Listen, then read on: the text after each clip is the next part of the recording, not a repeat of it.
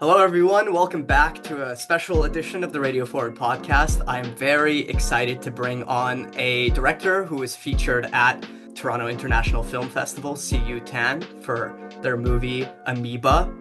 Thank you so much for being here. I appreciate it. Thank you so much, Sean, for having me on the podcast.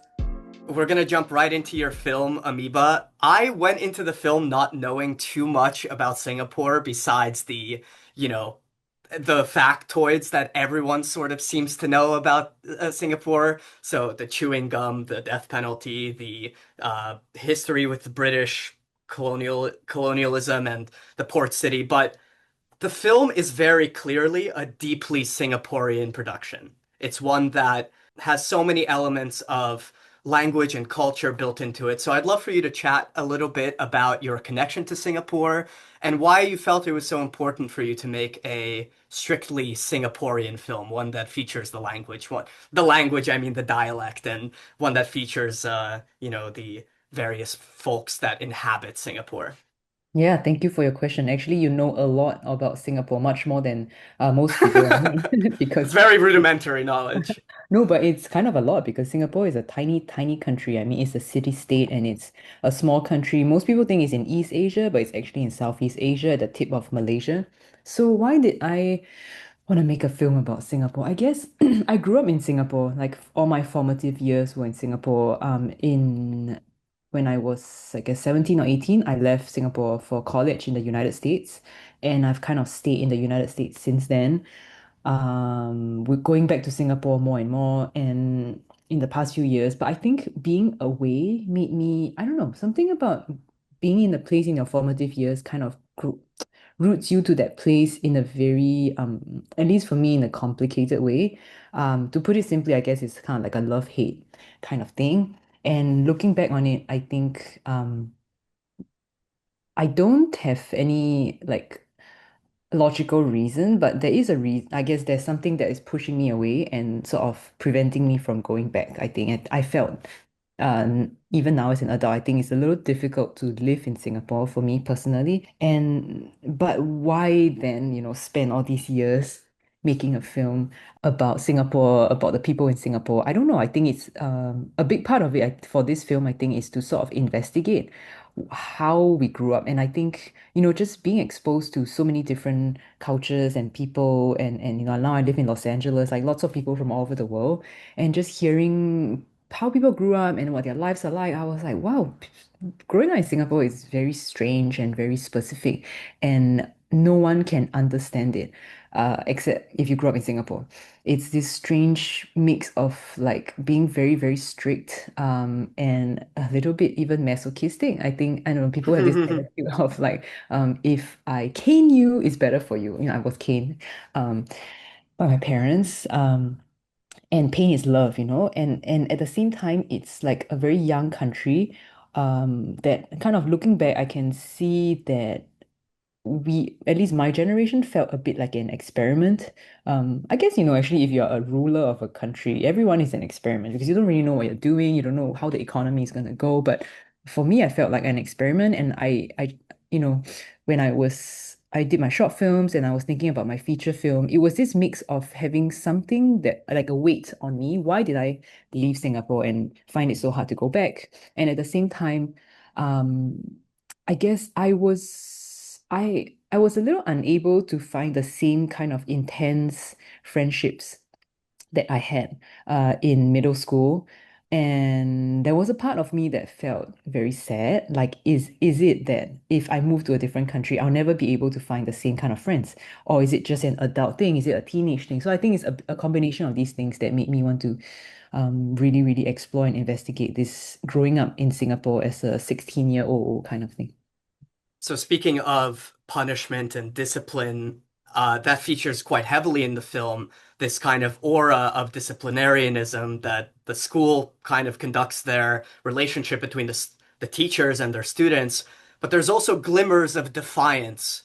There's, for instance, at least in my eyes, the students all speak English to one another, and the school conducts their lessons in Chinese. Even amongst their parents, sometimes the parents will switch to Chinese and they will answer back in English. There are these like glimmers of defiance. in a country that feels oppressive in terms of its conformity or in terms of its societal structure. There's even one of the tenets of the school is about filial piety, so like respecting your elders. So I'd love for you to talk a little bit about this. Specifically, disciplinarianism is featured so heavily. Is that something that people have just accepted as a function of living in Singapore, or is that something that maybe this young generation is rejecting? Yeah, this is such a good question. And I think the thing about, I guess, growing up in a place like this is all you can do is have glimmers of defiance. Like you cannot have outright defiance. Like we're not really allowed to protest. You have to apply for a license to protest, and Mhm. protesting can only happen in a little square. And if, they don't like the message, they're gonna reject you, so you cannot do that. So in Singapore, I always joke with my friends, like I think in every human there's a streak of wanting to be free and to to not be told what to do or to make up your own mind. And I think in a young person's mind, in a teenage mind, I think that's quite strong. And I feel like as we transition to adulthood, many people kind of lose that. Um, because you need the realities of real world come to you. You need find a job, mortgage, children, and things, and you start to toe the line more. But I always notice this thing about Singapore and Singaporeans. Maybe it's just my friends. I think that there are like whenever you can have little bits of rebellion, like when you get into the train and the doors are gonna close, we always want to go in right at the last minute. I always find that Singaporeans have a lot of like little ways when they want to cheat the system. Hmm. There's a Singaporean term for it, like very shook, like it feels good to like, I don't know, have a little bit of agency over your life, I think, Yeah. not everything dictated.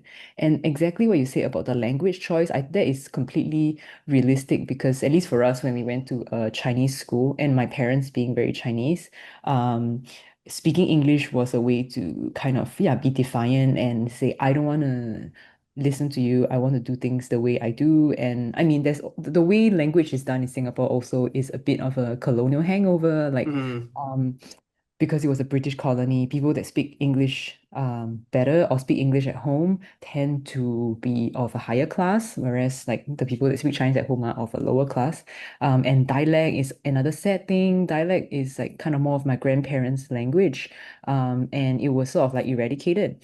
Um, for the need of younger generation to speak English to keep up with the world so we can be business friendly. And so it's actually a sad thing because a lot of people my generation and below are unable to communicate with their grandparents um, because of this like kind of like loss of language.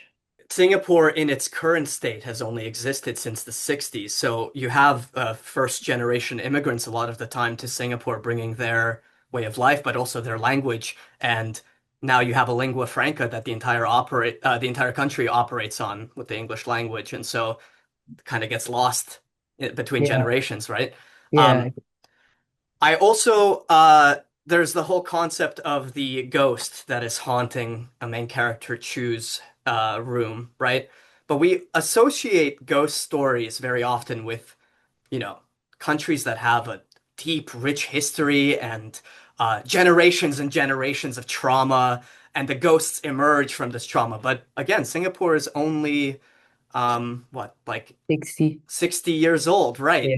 Yeah. Uh, but you still decided to include a ghost story or a haunt story in this, kind of in the background, lingering in the background, sort of a specter that troubles the our main character Chu. Obviously, there are references to, the white ghosts of death or the black and white Yeah. ghosts. So maybe there are some legends built in, like true myths, which we'll get into as well. Hmm. Uh, but there's something specific about the ghost story that Chu is experiencing. I was wondering if you could talk a little bit about that as well. Yeah, for sure. So the ghost, I'll talk a little bit about where the ghost thing came from. When I was growing up, there was a ghost in my bedroom, and I mean, I was terrified beyond. And one day I tried to tell my mother about it, and she said, "There's no such thing in our house." I mean, that was to me quite a turning point in my life because I went to school and my friends were asking what's wrong, what happened, and I said, yeah, there's a ghost in my room, not expecting anyone to believe me. And my friends jumped in, everyone came in with like a solution, like a Catholic prayers and Buddhist chants and all sorts of things. And there was a moment where I kind of turned to my friends for comfort. And so to me, growing up, it's, I don't know, the 15, 16-year-old version of this character, the ghost is, I don't know, it just made me think about reality in a different way. Like it felt so real, the ghost in my room. Maybe people think I'm crazy, but there was a ghost in my room. Uh, I couldn't see it, but I can feel it moving around. I know where it is, and it's not like a malicious ghost. And I think ghosts are kind of prominent in the culture, and even though Singapore is only 60 years old, but that's like the modern recorded history by the victors and independence, So that's when we got independence. But prior to that, there were people living there, and the land had been inhabited for many, many, many like hundreds of years by the indigenous. And so I feel like the land does have some history, and there is a history of kind of like settling, the settlers taking over the land and things being and colonialization and all of that stuff. And at least for my family, we believe in ancestor worship. So it's quite common in because I'm Chinese by ethnicity, in Chinese households, to have like an altar and you put your grandparents like pictures there and you pray to them for safety and stuff. And I always kind of felt like they are around in some way because when my parents tell me to pray to them, it's like, oh, grandparents will look after you and they'll protect you and stuff. So I know there is that kind of like element of ghostness. But in the film, I think I wanted it to be a real thing, but be a little bit figurative or metaphysical as well, in terms of it being a way to express the suppression of living in a country like Singapore, like a very authoritarian, repressive system, and things that you have to suppress, things that you cannot express, and things you cannot say um, for True. And also in a way for it, and because it's True and Vanessa who share this little secret of the ghost, and they are the ones of the friends that can sense the ghost. And in a way for that, I wanted it to evoke a sense of, yeah, to further the suppression by it being kind of like a buried desire kind of thing. Yeah, and I was hoping you could talk a little bit about those two stories that were mentioned, the white ghosts and the white and black ghosts of death, or whether that is a real, like a very specific myth, or if that's something that is specific to your family, because I'm sure there are countless stories, and I mean, surely there are Mhm. countless stories, but I'm not sure how famous this one is. Yeah, so part of the ghost thing also is my family is a bit Taoist. So Taoist is like kind of like Buddhist, but uh, there's a lot of gods and a lot of myths and a lot of stories. So I guess it's very colorful and it's a bit more of a folk religion. Um, and so when I was because as part of what I want to explore is also mythology, like the mythology of the gangster and the mythology of even friendship itself, the mythology of Singapore. And so I was digging into this mythology of the gangster thing. And so the most uh popular, or at least what the gangsters believe in, is the god of righteousness, which is the Mm, statue that they find in a cave. right. But when I was writing it, I kind of felt that the god of righteousness or the god of war is like this military general, and he represents this like loyalty brotherhood thing, and he's the god of the commonly known as the god of the businessman as well, and of the police. And when I was writing it, it didn't feel right because it's like he's so masculine and Mm, so war driven, and I didn't. That's not the point. The point of the gang that the girls want to form is not about violence. It's not about, this masculine winning. It's more about having agency over their lives and having like friendship. And so I was kind of like reading more about the other gods and going to temples and stuff. And I came across this a little bit more esoteric pair of gods. So the black and white ghosts are like, I guess, like the Grim Reapers. mm, They Legend has it that the people that bring you down, like when you're dying, there's like people that come up from below and they bring you down. And one of them is a horse and an ox, and the other one is the black and white ghost. And I mean, I guess I've always been a bit interested in death. And so this kind of caught my attention. And when I read about the story of this black and white ghost, I felt it was very romantic actually, because the story goes it's like these best friends, and one wears white and is tall and black, and one wears black and is short, and one has a long tongue. And why was it like that? It's they were best friends, and one day they were supposed to meet by the bridge, and then it started raining. One of them died, and the other one was so sad that he jumped in. And then when they were in like the god of hell was like so moved by their story that he gave them this like eternal reunion to work as this like Grim Reapers. And I was like, this is so romantic. I like it, and it kind of is more not fitting, but it's a little bit more of an interesting parallel story to the girls rather than this like ferocious war general of ancient China. So I kind of took the story of the black and white ghost and and used it as a myth of like romance and friendship and eternal reunions. Yeah. Mm.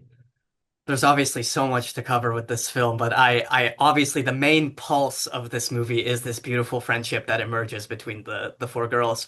Um, the film doesn't exactly reference a time period specifically. I love the deliberate absence of phones or iPhones or smartphones, but there is technology present in their rooms. There's a laptop, there's a desktop computer with Mhm. Windows 11. I checked, and but Wow. but um but still they're using a camcorder to kind of document their lives and create memories for themselves and gather evidence of this ghost. So it feels a little bit like it's could this story could be pasted on over top any sort of year in the last maybe 20, 30 years. I was hoping you could talk a little bit about maybe the timelessness or how maybe girl friendships might look the same over time or how they've changed over time. Yeah, thank you so much for this observation, because when I started writing it, I guess, I don't know, I guess I started to notice that I'm a millennial and I'm not a Gen Z, and I don't understand the lingo and things are different. And I felt like, oh no, I'm making a film about teenagers and it's going to be, I guess, like kind of old. But Mm, I did a short film, Strawberry Cheesecake, and I did casting, and I talked to many young girls from like 15 to 22. And kind of from talking to, this is a Singapore context, talking to them, I felt that sure, many things cosmetically feel different, but the pressures that they feel from the parents and school and society, like those are very, very real and very similar to what I felt. And actually, it feels like it's exacerbated in their generation, because I don't know, because I mean, plus the thing with the phones and stuff like that. So I did feel that, okay, I can make this film and it's still relevant to people of that age.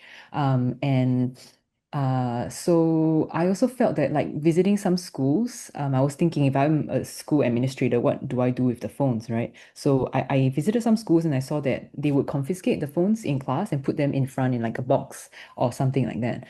And for me, my memory of having a phone is that my parents would take it and check my messages whenever they wanted, just so I have no privacy.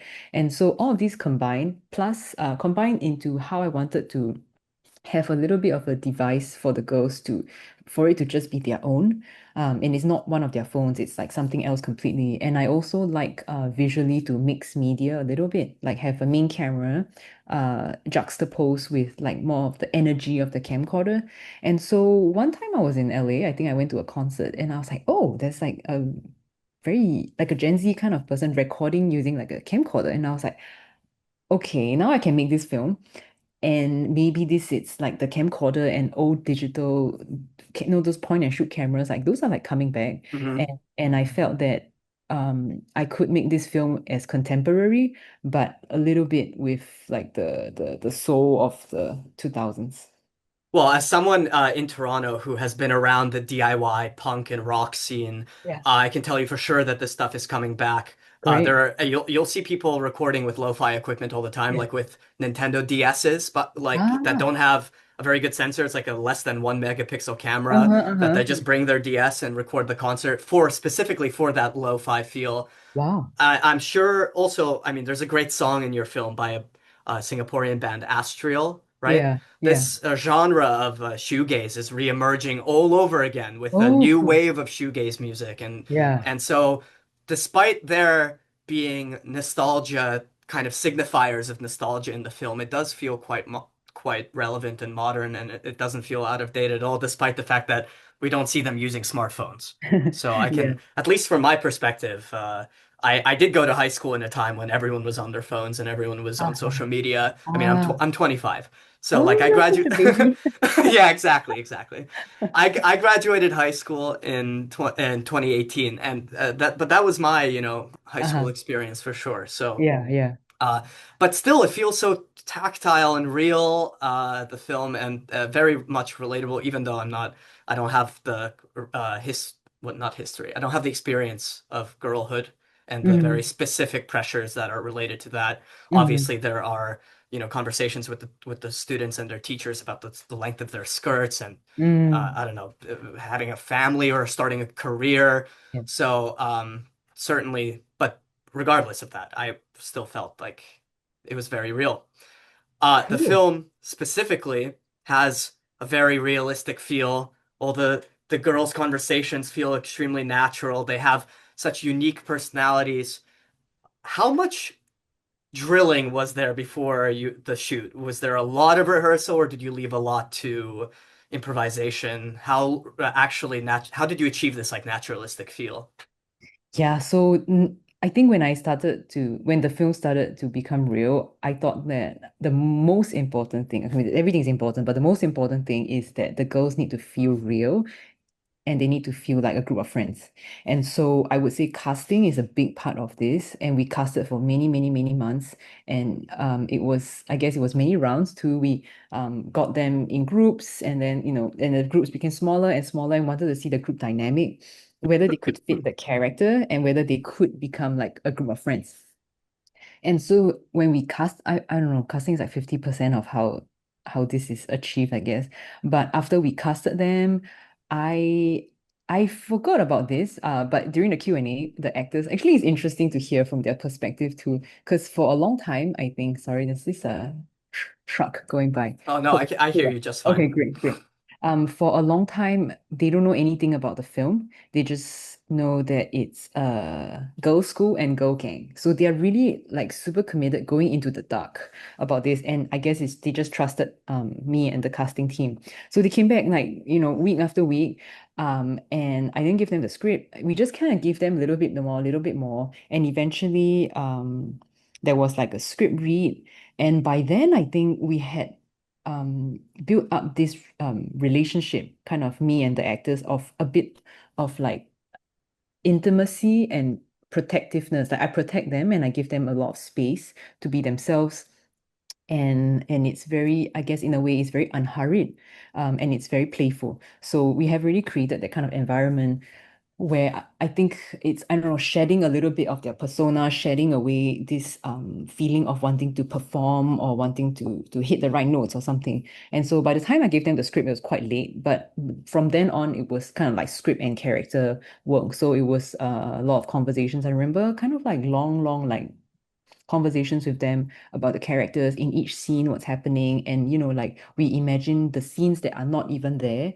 Um, like if there's one scene where Vanessa is not in there, so we talk about where's Vanessa, what is she doing, and stuff like that. I mean, Chu is in every scene, and so we talked extensively about the characters. I built it with them, kind of the physicality, and I worked with them all in different ways. Some of them are more like improv, and some of them are more kind of like they like the script. The script gives them safety. And so I guess I just kind of teased out how to work with them. Like for example, I always give Chu a lot of freedom to say whatever she wants to say as, in her own words. And she would sort of take the whole thing and digest it. Like with Chu, I guess I worked with her in a I don't know, we just connected very well on like a very philosophical, deep level as well. Like sometimes we just talk about Buddhism and stuff like that, and we don't talk about the words. But when it comes to the scene, like the words come out of her in a very natural, Mhm. in her own way, which I really like. And I think especially with the when it's the group dynamic, Genevieve, who plays Gina, is very good at improv and kind of like, making it very dynamic and fun. I wanted to ask you a little bit about how this film would play over in Singapore. Are you going to be able to show the film in its entirety in Singapore? I just don't know the level of involvement or censorship that might exist with a film like this. Yeah. Um, yeah, I was just wondering if you could talk a little bit about maybe how you expect the audience to react in Singapore. Yeah, all films have to be sent for censorship, so I'm not sure what it will come back with. That's TBD. Wow. So hopefully, I mean, hopefully it will be shown. I think there has been a lot of interest in the young people wanting to see this film. I've gotten a lot of I guess like messages about where can we see it when. Like I think the girls' school girls, like, I don't know, going to a girls' school is like very specific. Like it's very like we are like very feral and very like we really kind of like this experience. So I got a lot of messages from people like, I'm from a girls' school, I really want to see this film. Yeah, yeah, yeah. And so I think there's interest, especially among the young people. I sadly our only independent cinema closed down last month, and so right now Wow. there's no venue, and the independent film scene in Singapore seems to be very dire and bleak. Wow. So that's I guess another thing besides the censorship is like there's no place to show it because the big multiplexes, one of which also closed down recently, don't really take a risk on an independent art house film. So I don't know, but judging from our actors who came to Toronto and all, and they said like my friends really want to see it and this speaks to them, and I don't know, I just feel very happy that making a film about growing up in Singapore can, Singaporeans want to watch a film like that because sometimes there is a sense of, I don't know, I mean, sometimes Singaporeans can be like when I talk to my family members, I'm like, oh, did you go see this Singapore film? They're like, why would I pay for a Singapore film if I can watch a like Marvel film that gives me much more, And I'm Mm, like, come on, guys. So for now, there seems to be interest in the young people. I'm not sure how my parents' generation will take it. But let's see. Right now, I mean, I feel like the venue is is more pressing as well. mm. Yeah, that's quite dire. I don't know how much of Toronto you got to explore, but we are quite lucky with our Yeah. independent Yes. I cinemas. mean, I was in Obviously, TIFF. Scotiabank. Yeah, Yeah. yeah. Scotiabank was my home for like for 9 days, Yeah. and it's very vibrant, and there's a lot of like small businesses, which I think is a mark of a great city. Yeah. Were you was that your first time in Toronto or did you show other films at TIFF? I have shown a short film in Okay, yeah. 2019, and talking to Sylvia and talking to people, like Toronto has changed quite a bit. Uh, Yeah. Yeah, it just in 5, 6 years. Yeah, it has changed quite a bit, but I've only been here for 6 years, so Ah. I could say a little bit of change, but not like again, I also spent most of my time in movie theaters, so like Yeah, that's me. Like in every city I am, I love to look at the independent exactly. cinema, and like the smell of it, and what they're showing, and I think that reflects the soul of us. Whatever. We are cinema lovers, right? We we really love this stuff, but people don't really care. But Mm, I think it's just sad because Singapore is losing its third spaces like very rapidly. mm. Mm. Uh, I mean, again, like Toronto has a nice catalog of repertory screens that show, Yeah, yeah, restorations and old yeah, films. yeah. Did you get to catch anything at TIFF? Anything that you really enjoyed? I did. I saw a lot of films, especially in the first part of the festival because we were kind of playing on Tuesday. So I saw a lot. I kind of just walked in randomly and I saw stuff. I think I saw a Ukrainian film To the Victory that was very Yeah, I funny. saw that. I'm I was like, Ukrainian, so that was a oh, big, no big way. move for me. Yeah. Yeah, I thought that film was very funny. Um, Yes. the opening was very good too, like hooked me in immediately. And the character, I just think that it's like filmmaking is like bumbling around. Mm. It's it's very specific about that and also very tragic. Um, yeah, I saw that and I saw some films from Asia and Southeast Asia I really liked and I saw I guess sometimes I just like was like, oh, what I'm here in Scotiabank, what can I go into? I'll just ask, oh, what's showing now? Okay, this I'll go in. Saw some shorts, yeah, saw some animations. I really love Toronto. It's such a great festival and the audience is the best. Yeah, yeah, we really show up for our cinema. Yeah. Um, in terms of the festival and the themes in the festival, you join an echelon of other filmmakers who deal with capturing memories. Blue Heron at the festival, Sophie Rambari's film Blue Heron, um, also features a camcorder. You've got 100 Sunset, another Toronto filmmaker who again deals with camcorders. Uh-huh. Do you think this is an emerging theme that people are wondering about capturing memories in this analog fashion and maybe rejecting the social media and rejecting smartphones or something like that? Oh, I hope so. I hope so.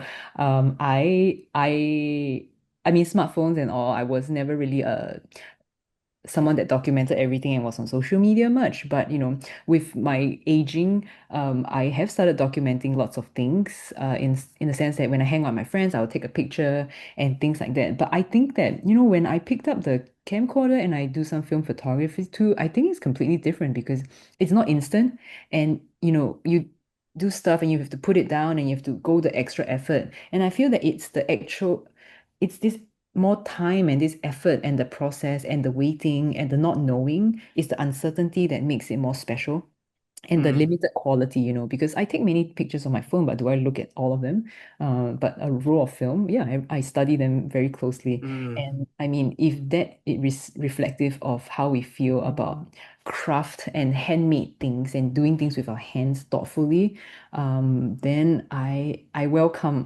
all of that because I believe in that too. And I think the fast-paced, instantaneous, instant gratification thing, maybe, I don't know, with the AI, especially with the rise of AI and things being so fast, I think that at least I desire a return to something slower Mm. and less polished in a way, something a bit more raw and imperfect.